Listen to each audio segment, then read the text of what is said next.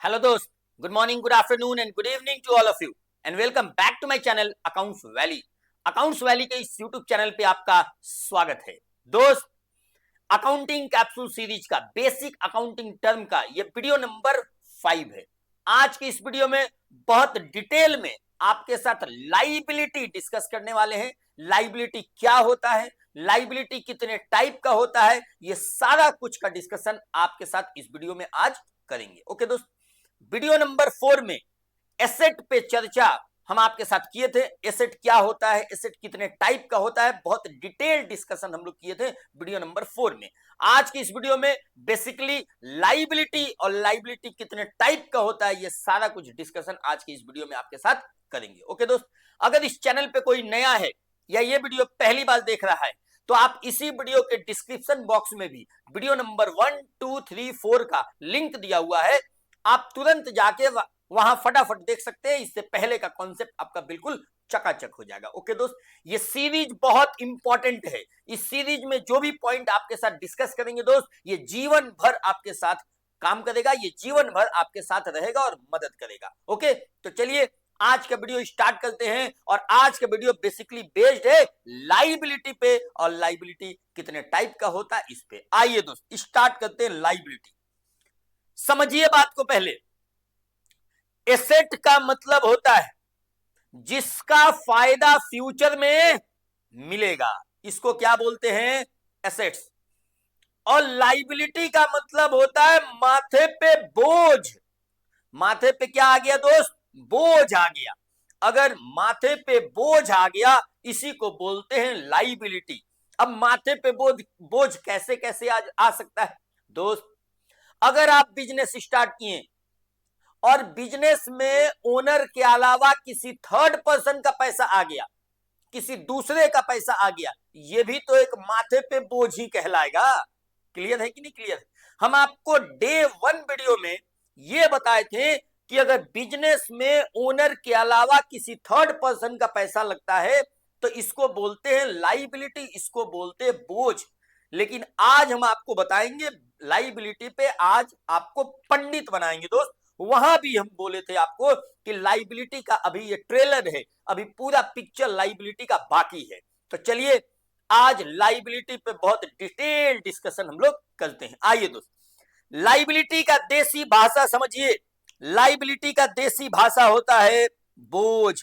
अगर आपके माथे पे बोझ आ गया, इसको क्या बोलते हैं दोस्त, लाइबिलिटी। आइए अब देखिए लाइबिलिटी का मतलब देखिए। देखिए दोस्त, amount invested amount invested by other than owner into the business is called liability। अगर अमाउंट अदर देन ओनर के द्वारा आपके बिजनेस में लगता है तो इस अमाउंट को क्या बोलते हैं दोस्त, लाइबिलिटी बोलते हैं। इसके अलावा देखिए नीचे क्या लिखा हुआ है, इसके अलावा लिखा है ये क्लेम है, किसका, आउटसाइडर का क्लेम है। ये एक आउटसाइडर का क्या है दोस्त, क्लेम है। समझ में आया? आउटसाइडर का क्लेम बोलने का मतलब ओनर के अलावा दूसरे का ये क्या है, क्लेम है। इसके अलावा देखिए, it refers to the amount which the firm owes to outsider, मतलब किसी आउटसाइडर को देना है पैसा। समझ में आया दोस्त? अब देखिए, it is always payable on due date. अब एक बात बताओ, जैसे मान लो दोस्त बिजनेस में एक गाड़ी परचेज हुआ, एक कार परचेज हुआ, और कार परचेज हुआ तो बैंक से लोन लेकर परचेज हुआ। जरा मेरी बातों को सुनिएगा गौर से। बैंक से लोन लेकर कार परचेज हुआ, और बैंक से लोन मान लेते हैं 10 लाख का लिया गया और कार बिजनेस में आ गया। तो क्या ये जो 10 लाख रुपया बैंक को देना है, ये लाइबिलिटी कहलाएगा कि नहीं कहलाएगा बिजनेस के लिए? बिल्कुल कहलाएगा। ये एक बोझ है बिजनेस पे, ये एक लाइबिलिटी है, ये दूसरे का पैसा है, ये आउटसाइडर का क्लेम है। समझ में आया? दूसरी बात, जब भी लाइबिलिटी का पेमेंट होता है इसका पक्का कोई ना कोई ड्यू डेट होगा। जैसे जैसे मान लीजिए जिससे लोन लिए कार लोन बिजनेस में, बैंक का कहना है कि हर एक महीने के 10 तारीख को ईएमआई काटेंगे आपके अकाउंट से। समझ में आया? अब हर एक महीना के 10 तारीख को अगर ईएमआई लेगा और इस 10 तारीख को अगर हम बैंक को फोन लगा दें कि बैंक भैया हम चाहते हैं कि आगे आने वाले महीना में आप ईएमआई काटिएगा, इस बार मत काटिए, और जब आगे महीना आएगा तो बोलेंगे सुनिए ना अभी मत काटिए, अभी रुपया का कमी है मेरे पास और अभी देने का मन नहीं है। कोई कर सकता है दोस्त? अगर लाइबिलिटी है आपके माथे पे तो इसका पेमेंट का जरूर कोई ना कोई क्या होगा, ड्यू डेट होगा। समझ में आया? लाइबिलिटी का जरूर कोई ना कोई ड्यू डेट होगा, इसीलिए यहां लिखा हुआ है it is always payable on due date. समझ में आया? इसका कोई ना कोई ड्यू डेट जरूर होगा, कोई ना कोई डेट जरूर होगा जिस डेट को इस लाइबिलिटी का पेमेंट करना है। आप दोस्त किसी दोस्त से उधार ले लिए, आप अपने फ्रेंड से उधार ले लिए, तो ये तो बताएंगे ना कि कब लौटाएंगे, कब पेमेंट लौटाएंगे, तो कोई ना कोई लाइबिलिटी पेमेंट करने का जरूर ड्यू डेट होता है। समझ में आए? तो ये एक आउटसाइडर का क्लेम है, और अगर बिजनेस में इस तरह का चीज अगर आता है तो इसी को बोलते हैं लाइबिलिटी। अगर दूसरे का कोई पैसा आ जाता है तो इसको क्या बोलते हैं, लाइबिलिटी। इसको बोलते हैं माथे पे बोझ आना। क्लियर है? आगे देखिए, कुछ एग्जाम्पल लिखा हुआ है, जैसे बैंक से लोन ले लिए, ये भी मेरा लाइबिलिटी है। एक क्रेडिटर वर्ड लिखा हुआ है दोस्त। क्रेडिटर का मतलब समझिए, अगर किसी से गुड्स उधार खरीदे हैं तो जिससे गुड्स उधार खरीदते हैं उसको क्रेडिटर बोलते हैं कि नहीं बोलते हैं? बोलते हैं। और जिससे गुड्स उधार खरीदे हैं उसको पैसा लौटाना है कि पैसा उससे लेना है? पैसा लौटाना है दोस्त। अगर क्रेडिटर से गुड्स उधार खरीदे हैं और उसको पैसा देना है तो ये भी तो एक माथे पे बोझ ही हुआ, ये भी तो दूसरे का क्लेम हो गया दोस्त, ये भी एक क्या हो गया, माथे पे बोझ आ गया, लाइबिलिटी आ गया, तो इसको भी लाइबिलिटी बोलते हैं। समझ में आए? उसके नीचे एक एग्जाम्पल लिखा हुआ है बिल्स पेबल का। अभी बहुत सारा एग्जाम्पल होता है दोस्त, हम आपको कराएंगे भी धीरे धीरे। एक लिखा हुआ है बैंक लोन का, बैंक लोन, और एक लिखा हुआ है क्रेडिटर, और तीसरा लिखा हुआ है बीपी का। बीपी का मतलब जरा समझिए, हम बता भी देंगे अभी, जैसे एसेट में बताए थे दोस्त कि अगर किसी डेटर पे शक हो गया तो उससे कागज के टुकड़े पे साइन करा के ले लेते हैं, इसी को बोलते हैं बिल्स रिसीवेबल। उसी तरह अगर क्रेडिटर को हमारे ऊपर शक हो जाएगा तो मेरे से कागज का टुकड़ा साइन करवा लेगा, इसको बोलते हैं बिल्स पेबल। ये एक लाइबिलिटी है, बिकॉज इसके बदले में रुपया देना है। समझ में आया? हम और इसको डिटेल में आपको समझा भी देंगे, जैसे लाइबिलिटी आज खत्म होगा तो हम bills receivable and bills payable पे डिटेल में 5 मिनट आपको समझा देंगे। ओके आइए दोस्त, चलिए यहां देखिए, अब देखिए जरा, अब लाइबिलिटी, अभी बहुत सारा एग्जाम्पल होता है, again I am telling you बहुत सारा एग्जाम्पल होता है। अभी हम सब एक एक करके बताते हैं, जैसे टाइप बताएंगे उसी तरह सब बताएंगे। आइए, liability is divided into two liability is divided into 2 parts. आइए दोस्त, लाइबिलिटी को 2 पार्ट में बांटा गया है। जरा सुन लीजिए लाइबिलिटी 2 पार्ट में कैसे बांटा गया है। ये देखिए, liability is divided into 2 parts. एक सेकेंड दोस्त, यहां देखिए, पहले को बोलते हैं नॉन करेंट लाइबिलिटी और दूसरे को बोलते हैं, पता है क्या दोस्त, दूसरे को बोलते हैं करेंट लाइबिलिटी। पहले को बोलते हैं नॉन करेंट लाइबिलिटी, दूसरे को करेंट लाइबिलिटी। जैसे एसेट भी non current assets and current assets होता है, उसी तरह लाइबिलिटी भी non current liability and current liability होता है। समझ में आया? तो चलिए आपके साथ डिस्कस करते हैं। मुद्दा यह है कि कोई माथे पे बोझ है, लाइबिलिटी है, तो उस लाइबिलिटी को नॉन करेंट लाइबिलिटी बोलेंगे कि उस लाइबिलिटी को करेंट लाइबिलिटी बोलेंगे। आइए दोस्त, बहुत डिटेल में हम आपके साथ बताते हैं एक डायग्राम के जरिए। देखिए, यहां देखिए, बिल्कुल ध्यान से सुनिएगा, बिल्कुल ध्यान से दोस्त। अगर ये 1/4/2022 है और ये 31/3/2023 हो जाएगा, और ये पीरियड बताओ ना क्या कहलाएगा, बोलो ना क्या कहलाएगा। ये तो दिमाग के नस में बैठ गया है। ये पीरियड को क्या बोलेंगे मेरे दोस्त? फ्यूचर बोलेंगे। समझ में आया? अब जरा ध्यान से सुनिए, अगर 31/3/2023 में बुक्स क्लोज हो रहा है तो इसके बाद के साल को क्या बोलते हैं दोस्त? इसके बाद को फ्यूचर बोलते हैं, और फ्यूचर में एक साल मान लेते हैं यहां कंप्लीट हो रहा है 31/3/2024 में फ्यूचर में 1 साल कब कंप्लीट होगा दोस्त? 31/3/2024 में कंप्लीट होगा। अब ध्यान से सुनिए, अगर मेरे पास कोई लाइबिलिटी है दोस्त, अगर मेरे पास कोई लाइबिलिटी है, अगर, तो ये करेंट लाइबिलिटी है कि नॉन करेंट लाइबिलिटी है, जरा इस पे हम प्रकाश डालते हैं। जरा मेरी बातों को ध्यान पूर्वक सुनिएगा दोस्त। अगर एक कार लोन लिए हैं, और कार लोन जनरली कितने दिन का लेगा लोग? क्या बोलेगा बैंक वाला कि हम आपको 10 दिन के लिए, 1 महीना के लिए, 6 महीना के लिए कार लोन दे देते हैं। अगर 1 महीना और 2 महीना और 6 महीना के लिए अगर कार लोन लेंगे और कार घर पे आ गया, तो 2 महीना के बाद बैंक वाला फोन करेगा कि आप 6 महीना के लिए या 2 महीना के लिए लिए थे, आप पैसा वापस दीजिए। अरे भैया, जब 2 महीना के लिए लेना था तो हम उधार काहे लेते? बैंक से लोन क्यों लेते? हम रुक जाते, 2 महीना के बाद खरीदते। समझ में आए? क्लियर है? तो अगर हम कार लोन लिए हैं और मान लेते हैं कि हम 5 साल का लिए हैं, तो बताइए ये लोन लॉन्ग टर्म लोन कहलाएगा कि शॉर्ट टर्म लोन कहलाएगा? बताइए, बहुत आसान है। ये लॉन्ग टर्म लोन कहलाएगा कि शॉर्ट टर्म कहलाएगा? दोस्त, ये लॉन्ग टर्म लोन कहलाएगा। समझ में आए? अगर यहां कोई लाइबिलिटी है दोस्त, अब मेरे को बुक्स क्लोज हो रहा है तो सोचना है कि ये करेंट है कि नॉन करेंट है। जरा मेरी बातों को ध्यान पूर्वक सुनिएगा। जिस लाइबिलिटी का बोझ, अगर हम कार लोन लिए 5 साल का लिए, जिस लाइबिलिटी का बोझ आने वाले फ्यूचर में 1 साल के बाद उतारना है, उसको बोलते हैं नॉन करेंट लाइबिलिटी। तो बताइए, लॉन्ग टर्म बैंक लोन क्या कहलाएगा? नॉन करेंट लाइबिलिटी कहलाएगा कि नहीं कहलाएगा? समझ में आया? अगर किसी बोझ को आपको 1 साल के बाद उतारना है, तो इस बोझ को क्या बोलते हैं दोस्त? नॉन करेंट लाइबिलिटी, एनसीएल बोलते हैं मेरे दोस्त, नॉन करेंट लाइबिलिटी। और अगर किसी बोझ को आने वाले फ्यूचर में 1 साल के अंदर उतार दीजिएगा, तो पता है इस बोझ को क्या बोलते हैं दोस्त?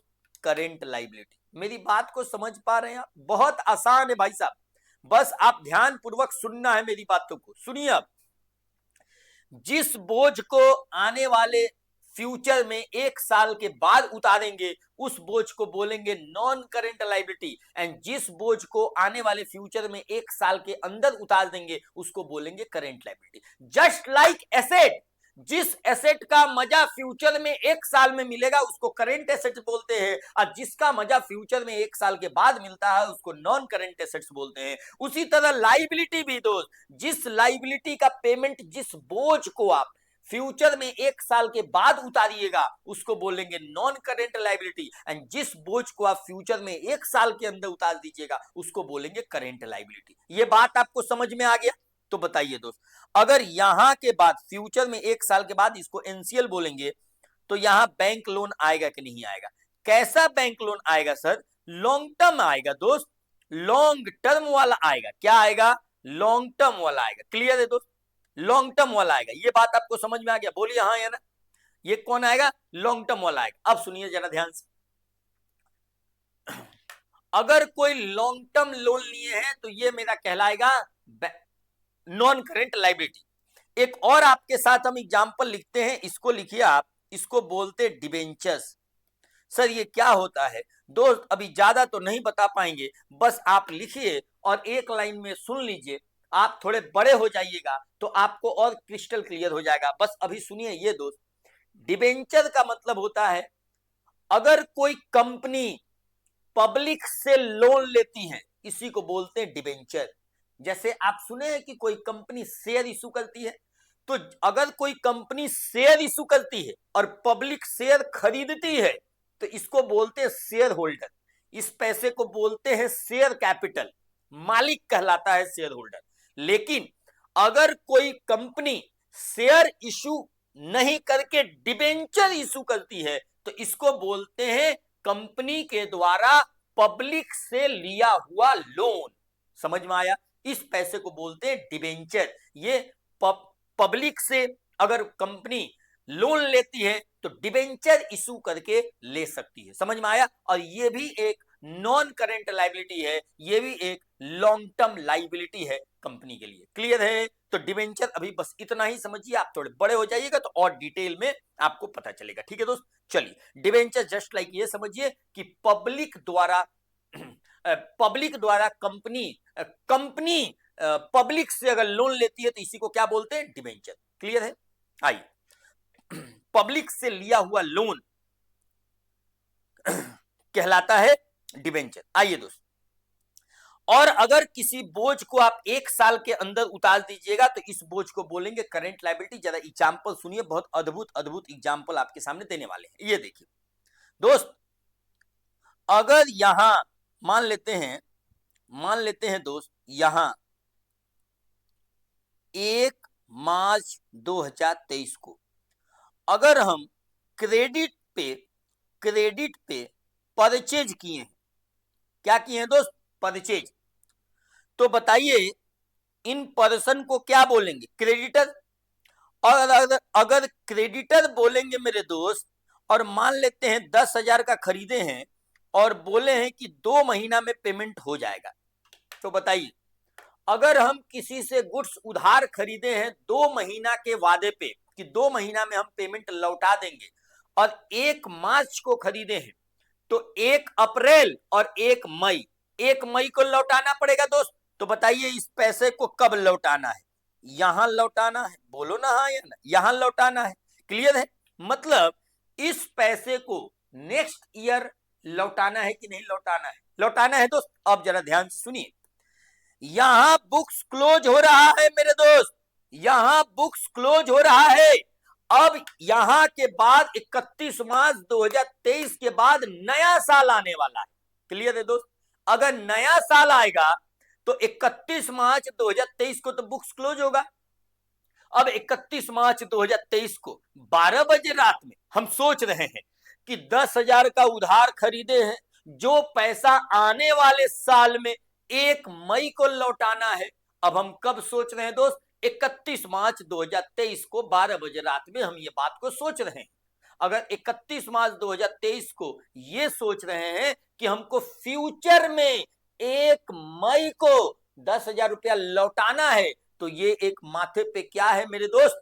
बोझ है। समझ में आया? और लेकिन इस बोझ को आप कब उतारिएगा, इसका पेमेंट कब कीजिएगा मेरे दोस्त? इसका पेमेंट अगले साल में 1 मई में होगा कि नहीं होगा? मतलब इस बोझ को आप कब उतार रहे हैं? इस बोझ को आप कब उतार रहे हैं मेरे दोस्त?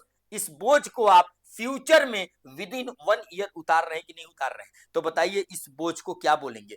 इस बोझ को बोलेंगे करेंट लायबिलिटी। तो बताइए क्रेडिटर क्या कहलाएगा मेरे दोस्त?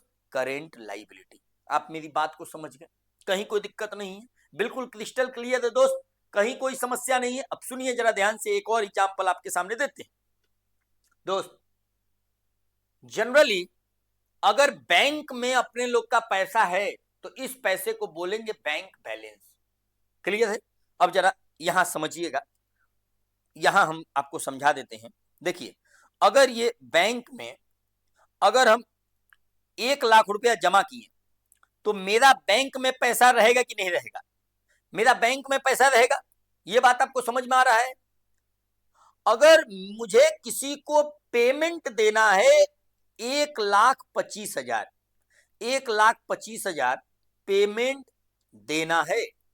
देना है कितना? 1,25,000। मेरे बैंक में है कितना? 1 लाख। क्या आपके बैंक में 1 लाख रुपया है और किसी को पेमेंट देना है 1,25,000, तो क्या आप दे पाएंगे?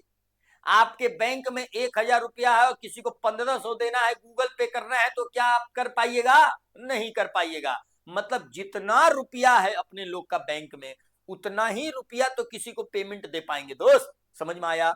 मतलब बैंक में जितना पैसा है उतना तो पेमेंट कर सकते हैं, लेकिन अपने लोग को पेमेंट कितना करना है? 1,25,000। अब सुनिए जरा ध्यान से, कभी कभी बैंक क्या करती है कि अच्छे कस्टमर को, जो बढ़िया कस्टमर हैं, जो अच्छे कस्टमर है। सर अच्छा कस्टमर का डिफिनीशन क्या है दोस्त? अच्छा कस्टमर का मतलब होता है जो टाइमली पेमेंट कर देता है, जिसके बैंक में खूब सारा ट्रांजैक्शन होता है, जिनका बिजनेस बहुत अच्छा चलता है, इसी को बोलते हैं अच्छा कस्टमर। समझ में आया? तो बैंक कभी कभी क्या करती है कि जो अच्छे कस्टमर होते हैं उनको एक एक्स्ट्रा फैसिलिटी देती है। समझ में आया? सर एक्स्ट्रा फैसिलिटी क्या देती है? तो सुन लीजिए क्या देती है। बैंक बोलती है कि ठीक है, आपके खाते में, आपके अकाउंट में 1 लाख रुपया है, कोई बात नहीं, हम आपको फैसिलिटी देते हैं कि आप 50,000 एक्स्ट्रा तक किसी को पेमेंट कर सकते हैं। मतलब दोस्त, अगर मुझे 1,50,000 भी पेमेंट देना है तो दे सकते हैं कि नहीं दे सकते हैं? दे सकते हैं। और इस एग्जाम्पल में कितना देना है हम लोग को पेमेंट? 1,25,000।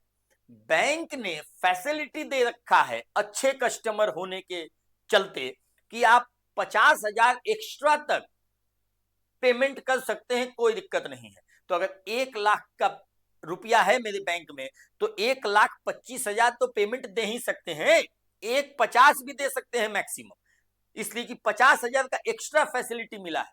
और मेरे एग्जाम्पल में 1,25,000 देना है तो 1,25,000 दे सकते हैं। अब जरा मेरी बातों को सुनिए, अगर हम 1,25,000 दे देंगे, अगर ये पेमेंट दे देंगे तो 1 लाख तो खत्म हो जाएगा और साथ में 25,000 बैंक का एक्स्ट्रा पैसा हम यूज किए कि नहीं किए? एक्स्ट्रा फ्रॉम बैंक, बैंक से एक्स्ट्रा हम 25,000 रुपया लिए कि नहीं लिए, इसका जवाब दीजिए।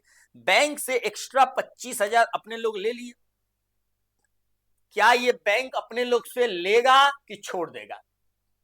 अरे आप अच्छे कस्टमर हैं, इसका ये मतलब थोड़ी ना कि बैंक पैसा बांटते चलेगा। बैंक बोला कि हमको आपको हम एक्स्ट्रा फैसिलिटी देंगे लेकिन ये पेमेंट लौटा दीजिएगा। समझ में आया? तो ये 25,000 जो एक्स्ट्रा फ्रॉम बैंक दिए, ये अल्टीमेटली क्या कहलाएगा? लाइबिलिटी कहलाएगा। समझ में आया? ये क्या कहलाएगा दोस्त? लाइबिलिटी कहलाएगा।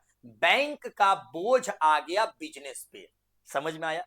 पेमेंट तो हो गया 1.25 लाख रुपया, 25,000 लेकिन एक्स्ट्रा जो पेमेंट बैंक से निकल गया और बिना पैसा रहते भर में, तो ये 25,000 क्या कहलाएगा? क्या कहलाएगा दोस्त? लाइबिलिटी कहलाएगा। समझ में आया? क्लियर है? तो 25,000 माथे पे बोझ आ गया जो बैंक को लौटाना है, इसी के लिए इसको बोलते हैं लाइबिलिटी। एक बात और जान लीजिए, इसका एक नाम है जो एक्स्ट्रा पैसा का, इसको पता है क्या बोलते हैं दोस्त? Bank overdraft. क्या नाम देते हैं? Bank overdraft. आप मेरी बात को समझ रहे हैं? ये जो एक्स्ट्रा पैसा ले लिए हैं, इस पैसे को क्या बोलते हैं? Bank overdraft. इस पैसे को बोलते हैं दोस्त बैंक ओडी। क्या बोलते हैं? Bank OD. आप मेरी बात को समझ पा रहे हैं? कहीं कोई दिक्कत नहीं है? तो bank overdraft is a liability, ये एक लाइबिलिटी है जो बिजनेस को, बैंक को लौटाना पड़ेगा। एक बात और समझिए, जो जब ये एक्स्ट्रा फैसिलिटी बैंक देती है तो इसका टाइम सेट करती है कि आपको इतने दिन में लौटा देना है। लेट्स से 30 दिन, 45 दिन, 60 दिन, 90 दिन। जनरली बैंक वाला कोशिश करता है कि इसको किसी भी हालत में 90 दिन के अंदर में इस पैसे को लौटा ले। ये पैसा बिजनेस को देना पड़ेगा विद इन टाइम फ्रेम। समझ में आया? तो जनरली क्या बैंक कोशिश करती है कि 90 दिन के अंदर किसी भी हालत में बिजनेस को बोलती है कि ये पैसा जो एक्स्ट्रा आप यूज किए हैं, ये पैसा आपको लौटाना पड़ेगा। समझ में आया? आइए दोस्त, अब जरा ध्यान से सुनिए। मतलब अगर 31 मार्च 2023 के पहले अगर हम बैंक से कुछ एक्स्ट्रा फैसिलिटी लिए हुए हैं तो ये एक बोझ है। क्या इस बोझ को आने वाले साल में लौटाना पड़ेगा कि नहीं लौटाना पड़ेगा? लौटाना पड़ेगा। कब लौटाना पड़ेगा? With in 1 year. 90 दिन से ज्यादा दे ही नहीं सकता बैंक वाला, देता ही नहीं।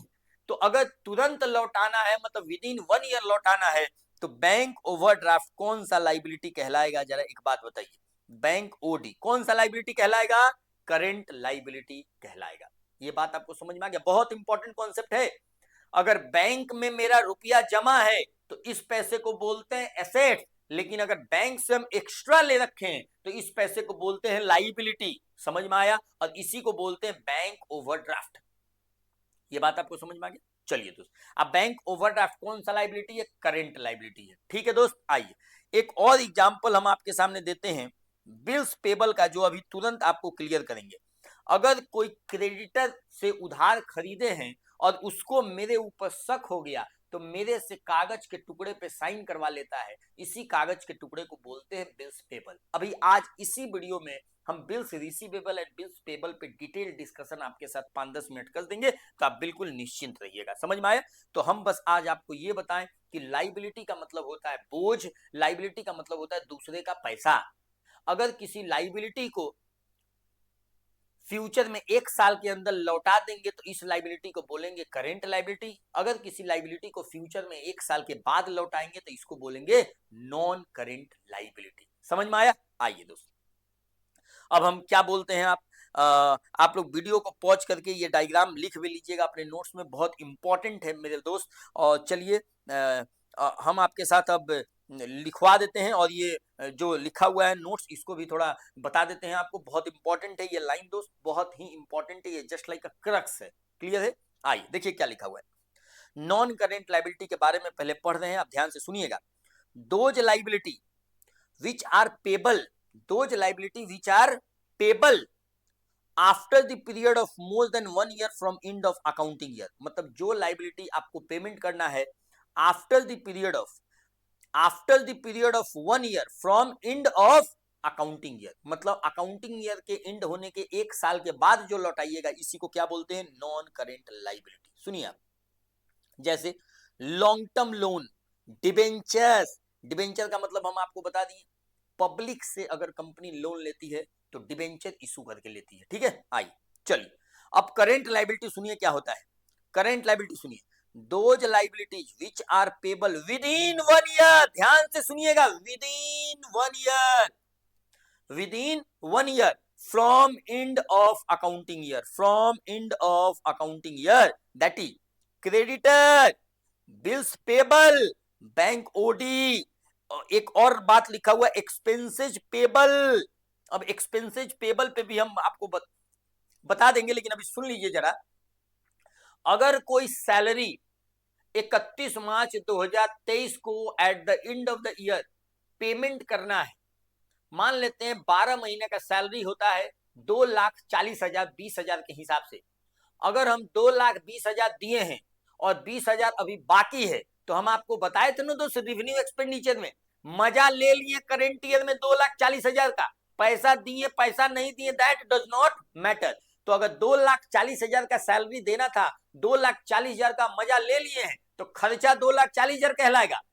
पॉकेट से पैसा निकला 2,20,000 और 20,000 अभी बाकी है, तो ये एक बोझ कहलाता है। समझ में आया? और उस इंप्लॉय को अगले साल अप्रैल मई में देना पड़ेगा कि नहीं देना पड़ेगा? कोई छोड़ेगा 2-3 साल पैसा? तुरंत लेके रहेगा। तो इस पैसे को भी बोलते हैं करेंट लाइबिलिटी। समझ में आया? हम आपके साथ क्वेश्चन डिस्कस करेंगे, तो इस मुद्दे पे डिटेल में भी हम आपको बताएंगे कि आउटस्टैंडिंग एक्सपेंस या एक्सपेंसेस पेबल या सैलरी पेबल क्या होता है। समझ में आया? अभी बस आप ये समझिए कि कोई एक्सपेंस आपका है जो आप मजा तो ले लिए हैं, जिसका बेनिफिट तो ले लिए हैं, लेकिन पैसा नहीं दिए हैं, तो इसको भी बोलते हैं लाइबिलिटी। समझ में आया? वहां भी बताए थे। ठीक है दोस्त? आइए चलिए, तो आपको ये समझ में आ गया। अब हम आपको दो चीज बताते हैं। सबसे पहले तो BR and BP, bills receivable and bills payable, इसके बारे में थोड़ा बता देते हैं। आइए देखिए दोस्त, यहां देखिए, सुनिए जरा ध्यान से, बिल्कुल ध्यान से सुनिएगा, बहुत ही अद्भुत है। ये देखिए, देखिए दोस्त, बिल्कुल ध्यान से सुनना है। एक बात बताइए, हम आपको एक मतलब बताए थे गुड्स का। गुड्स पहले खरीदते हैं, परचेज करते हैं, और इसके बाद क्या करते हैं मेरे दोस्त? बेचते हैं। समझ में आया? अगर गुड्स बेचते हैं तो या तो नगद बेचते हैं और या तो उधार बेचते हैं।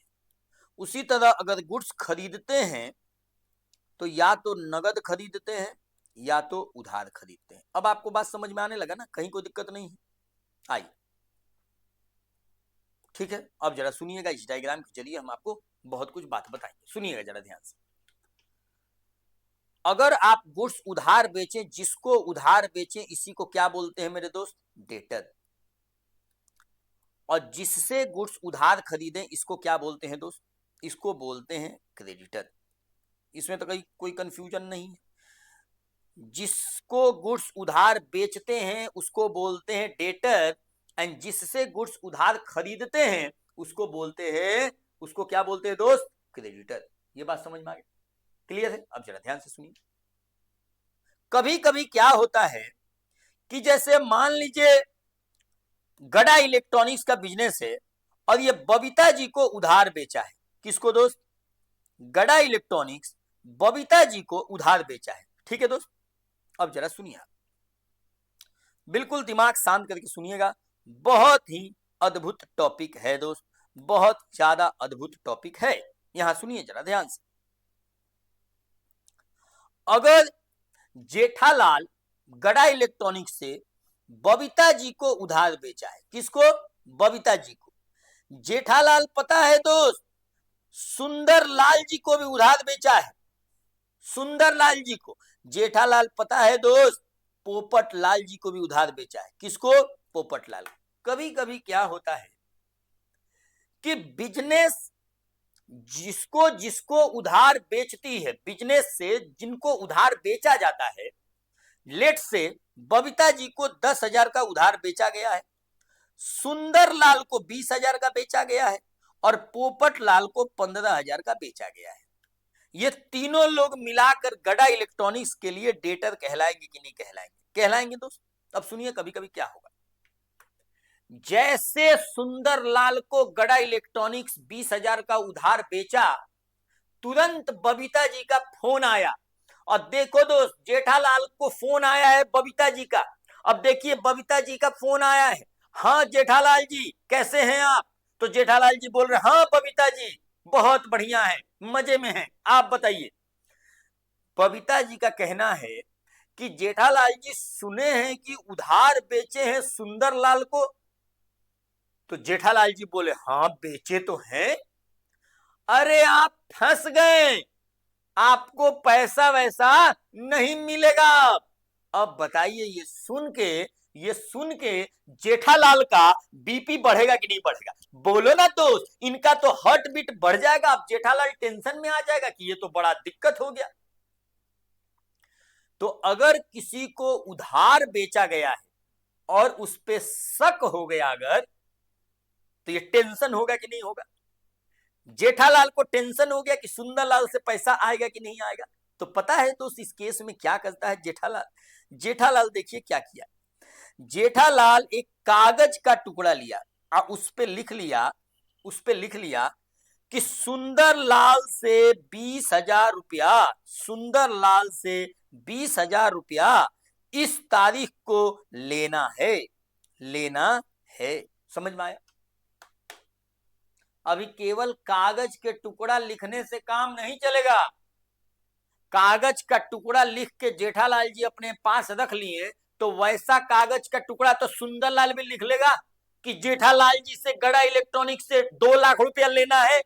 तो कागज का टुकड़ा लिखने से काम नहीं चलेगा, कागज के टुकड़े पे साइन कराना पड़ेगा दोस्त। और ये साइन कौन करेगा? सुंदरलाल जी साइन करेंगे। कौन साइन करेगा? सुंदरलाल जी साइन करेंगे। दोस्त ये कागज का टुकड़ा जेठालाल जी लिखे और साइन करवाए सुंदरलाल से, इसी कागज के टुकड़े को बोलते हैं पता है क्या? Bills receivable. Bills receivable. अब जरा ध्यान से सुनिए, ध्यान से सुनिए। अगर किसी डेटर पे शक हो गया, अगर किसी डेटर पे शक हो गया तो उससे कागज के टुकड़े पे साइन करा के ले लेते हैं और इसी कागज के टुकड़े को क्या बोलते हैं? Bills receivable, BR. जिस पे शक हुआ है उसी से लेंगे, सबसे नहीं लेंगे। समझ में आया? और अगर बाद में सुंदरलाल पैसा नहीं देता है तो जेठालाल के पास ये शक्ति है कि सुंदरलाल पे केस कर देगा कि मेरा पैसा वापस दो, क्योंकि ये एक निगोशिएबल इंस्ट्रूमेंट कहलाता है। जैसे चेक कोई इशू करता है तो ये भी निगोशिएबल इंस्ट्रूमेंट कहलाता है कि नहीं कहलाता है? चेक बाउंस कर गया तो लोग केस कर देगा। समझ में आया? उसी तरह बिल्स रिसीवेबल भी एक निगोशिएबल इंस्ट्रूमेंट है। इस कागज के टुकड़े में बहुत शक्ति है दोस्त, इस कागज के टुकड़े में बहुत ही ज्यादा शक्ति है और इसी कागज के टुकड़े को बोलते हैं बिल्स रिसीवेबल। अब जरा एक बात बताओ, इस कागज के टुकड़े के बदले जेठालाल के बिजनेस गड़ा इलेक्ट्रॉनिक्स में पैसा 20,000 आएगा कि 20,000 जाएगा? जब भी ड्यू डेट होगा, इसमें ड्यू डेट लिखा रहता है, जब भी ड्यू डेट होगा पैसा तो आएगा। इसी पैसे को बोलते हैं बिल्स रिसीवेबल। और ये पैसा दिख रहा है कि पैसा आएगा इस कागज के टुकड़े के बदले, तो इसको बोलते हैं एसेट्स। क्या बोलते हैं मेरे दोस्त? एसेट्स। ये बात समझ में आ गया? बिल्स रिसीवेबल क्या कहलाता है? एसेट्स। और इस कागज के टुकड़े में लिखा रहता है कि 1 महीना, 2 महीना, 15 दिन, 20 दिन, 60 दिन में पेमेंट आ जाएगा, इसीलिए इसको करेंट एसेट्स भी बोलते हैं। हम जब आपको एसेट बता रहे थे तो उसमें इसका डिस्कशन किए होंगे। अब सुनिए, गड़ा इलेक्ट्रॉनिक्स जिन जिन पर्सन से उधार खरीदी है, क्या उनको शक नहीं हो सकता है क्या? जैसे मान लेते हैं एक्स से खरीदी, वाई से खरीदी, जेड से खरीदी, डब्ल्यू से खरीदी, इन लोगों से उधार खरीदी है। बताइए इन लोगों को क्या बोलते हैं मेरे दोस्त? क्रेडिटर बोलते हैं। क्या बोलते हैं? क्रेडिटर बोलते हैं। समझ में आया? ये एक लाइबिलिटी है क्योंकि पैसा देना है। अगर किसी भी क्रेडिटर को जेठालाल के ऊपर, गड़ा इलेक्ट्रॉनिक्स के ऊपर शक हो गया कि पता नहीं पैसा देगा कि नहीं देगा, तो जिसको शक हुआ वो भी कागज का टुकड़ा लिखेगा और इस बार साइन किससे कराएगा दोस्त? जेठालाल से, गड़ा इलेक्ट्रॉनिक्स से साइन करवाएगा, गड़ा इलेक्ट्रॉनिक्स से मालिक से साइन करवाएगा। समझ में आया? क्लियर है? क्लियर है दोस्त? तो अगर किसी डेटर पे शक हो गया तो कागज का टुकड़ा लिखकर उस डेटर से साइन करवा लेंगे, इसको बोलेंगे बिल्स रिसीवेबल। अगर किसी क्रेडिटर को शक हो गया मेरे ऊपर तो क्रेडिटर कागज का टुकड़ा लेके मेरे से साइन करवा लेगा। अगर मेरे ऊपर शक है तो मेरे ही से तो साइन करवाएगा, मेरे से साइन करवाएगा, तो इसको बोलते हैं बिल्स पेबल। क्या बोलते हैं? Bills payable. और इसके अगेंस्ट में इसको बोलते हैं बिल्स पेबल।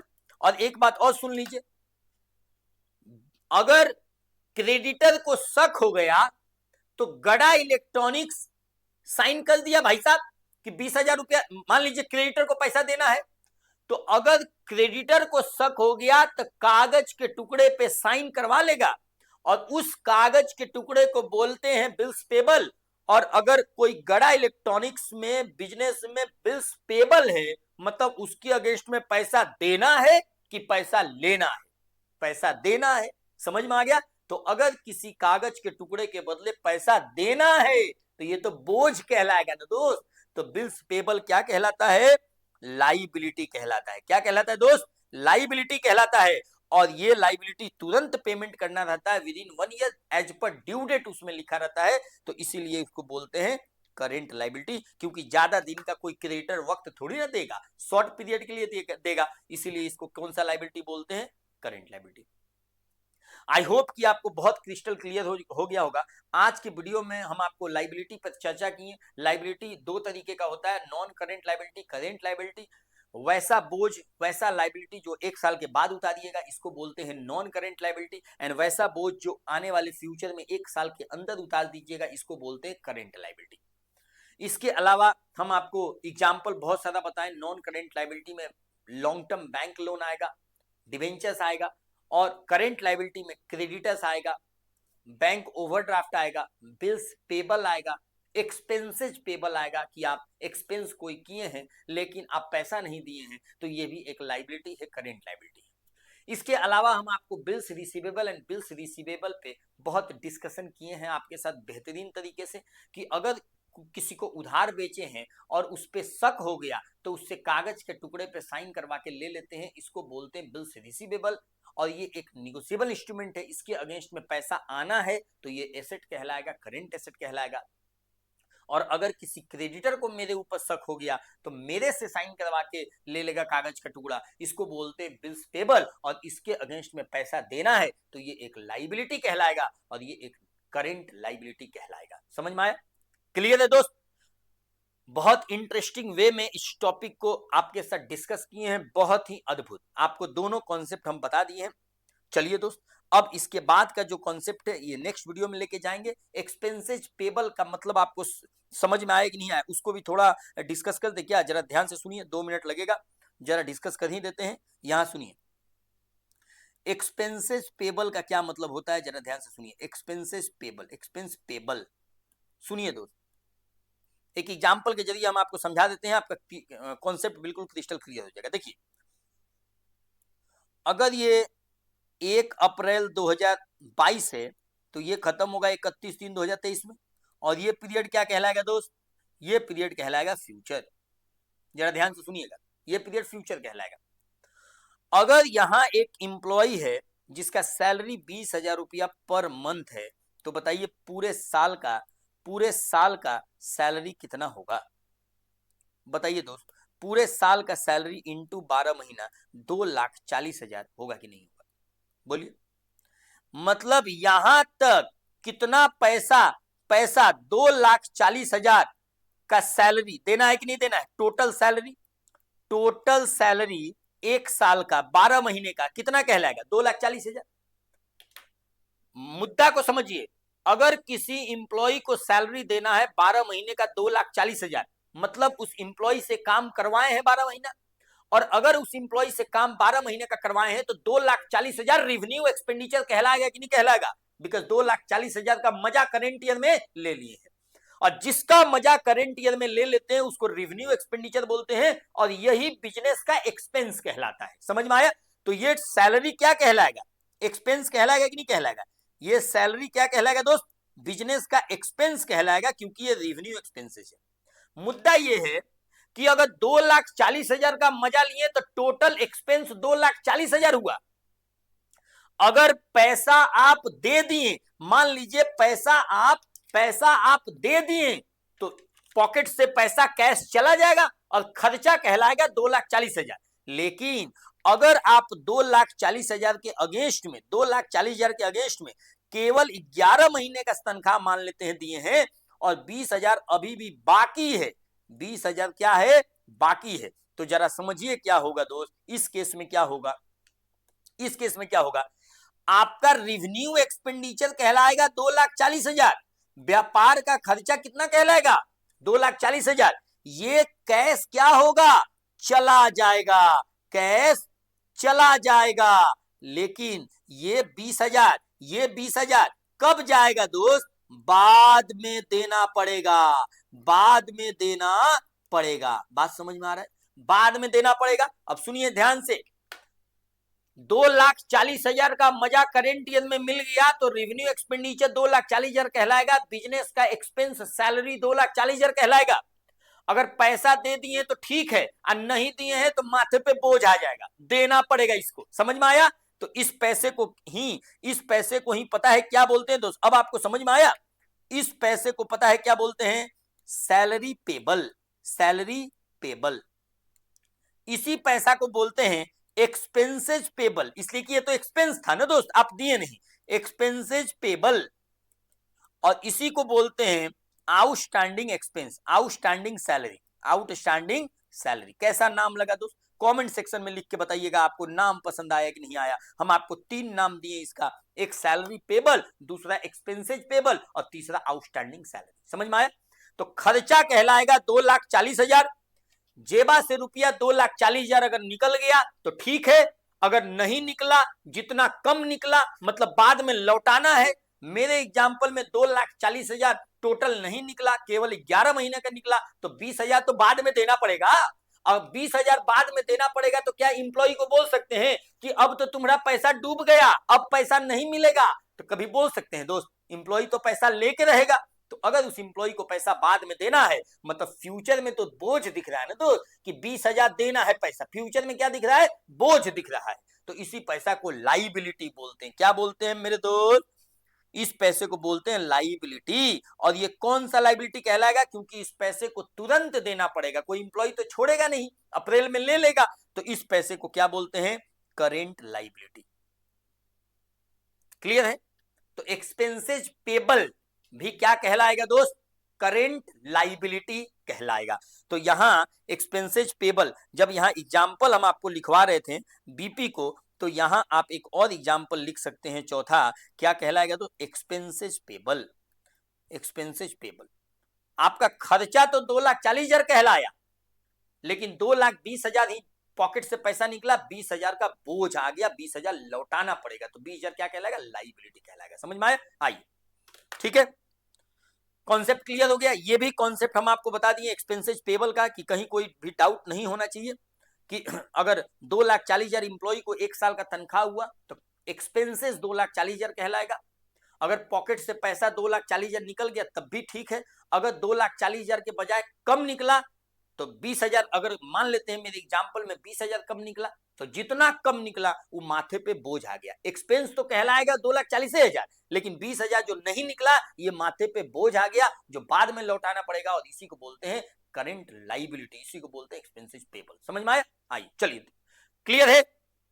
लाइबिलिटी कहलाएगा, करंट लाइबिलिटी कहलाएगा। ठीक है, चलिए आज की इस वीडियो में बहुत डिटेल में आपके साथ लाइबिलिटी पे डिस्कशन किए हैं, और लाइबिलिटी के साथ साथ बीआर एंड बीपी पे भी डिस्कशन किए हैं, और इसके बाद एक्सपेंसेस पेबल के बारे में भी हम आपको डिटेल में बताए हैं। समझ में आया? ठीक है दोस्त, तो चलिए मिलते हैं आपसे नेक्स्ट वीडियो में, और नेक्स्ट वीडियो में आपके साथ डिस्कस करेंगे दोस्त रिवेन्यू के बारे में, रिसिप्ट के बारे में। जैसे हम लोग एक्सपेंडिचर पढ़े कि पैसा बाहर जाता है तो एक्सपेंडिचर कहलाता है, उसी तरह हम आपके साथ अब डिस्कस करेंगे रिसिप्ट पे। तो इसका डिस्कशन हम नेक्स्ट वीडियो में आपके साथ करेंगे, तो आप बिल्कुल इस सीरीज में बने रहिए, और कोई भी कैप्सूल देखिए तो आप कोशिश कीजिए कि स्टार्टिंग से एंड तक देखें, शुरू से अंत तक देखें, बिकॉज बहुत सारा इंफॉर्मेशन आपके साथ हम इस कैप्सूल सीरीज में डिस्कस कर रहे हैं। जितना सारा कॉन्सेप्ट है, जितना सारा अकाउंट्स में टर्म यूज होता है, सारा का सारा टर्म हम आपके साथ डिस्कस कर देंगे, सो दैट कि आप फ्यूचर तक आपको कोई दिक्कत नहीं होगी, पूरे फ्यूचर में जीवन भर आपके साथ ये सब काम करेगा, ये सब साथ रहेगा। तो ऐसा ये सब सीरीज है दोस्त, जितना टर्म हम आपको सिखा रहे हैं ये जीवन भर आपको साथ देने वाला है। ठीक है दोस्त, जीवन भर आपको साथ देगा। ठीक है दोस्त, चलिए आइए, तो अब हम आपके साथ मिलते हैं नेक्स्ट क्लास में। ठीक है, पूरा सीरीज को आप स्टार्टिंग से एंड तक देखने का कोशिश कीजिएगा। तो हम आपके साथ अब मिलेंगे नेक्स्ट क्लास में, नेक्स्ट वीडियो में मिलेंगे, और जिनका भी कोई डाउट हो अगर, तो आप कमेंट सेक्शन में लिख के जरूर बताइएगा, और भी कोई टॉपिक पे डाउट हो तो आप कमेंट सेक्शन में लिख के बता दीजिएगा, हम उस पर सेपरेट वीडियो बना देंगे। ठीक है दोस्त, तो चलिए मिलते हैं आपसे नेक्स्ट वीडियो में, तब तक के लिए tata bye bye and take care दोस्त।